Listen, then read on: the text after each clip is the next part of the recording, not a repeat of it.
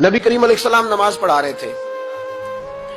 जोहर की नमाज थी या असर की नमाज थी, सही मुस्लिम में मौजूद है। हजरत अबू हुरैरा फरमाते हैं नमाज पढ़ाते पढ़ाते नबी पाक ने कदम आगे किया, नमाज पढ़ाते पढ़ाते कदम आगे किया और यूं हाथ उठाया फिर वापस कर लिया।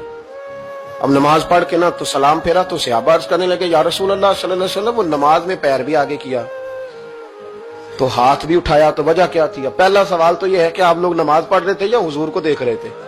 तो सहाबा तो पहले ही बताते हैं कि भाई हम तो पहली साफ में नमाज इसलिए पढ़ते थे कि नमाज भी होती रहती थी और चुपके चुपके महबूब की दीद भी होती रहती थी। हुजूर से पूछा या रसूल अल्लाह, वो नमाज पढ़ते पढ़ते कदम आगे बढ़ाया आपने तो फिर पीछे कर लिया, क्या था? और हाथ उठाया तो फिर आपने नीचे कर लिया।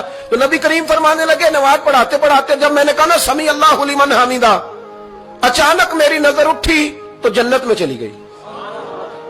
नजर उठी तो जन्नत में, तेरे लिए 2-4 कदम अर्श बरी है। तो महबूब फरमाते हैं जब मेरी ऊपर नजर गई ना तो मैंने देखा कि अंगूरों का एक खोशा लटक रहा है जन्नत में, तो मैंने हाथ बढ़ाया कि तोड़ लूं।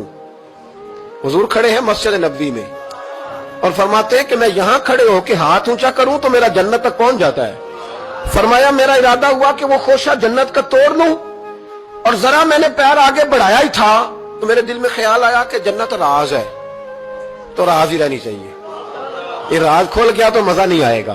तो मैंने फिर वो हाथ वापस कर लिया। सहाबा कहते हैं जब नबी करीम ने ये बयान किया तो हमारे चेहरे न तजस्सुस से खेल उठे, तजस्सुस से। हम कोई बात और भी सुनना चाहते थे तो महबूब फरमाने लगे अगर मैं वो खोशा तोड़ के ले आता और तुम्हें दे देता तुम कयामत तक भी खाते रहते तो तुमसे खत्म नहीं होना था।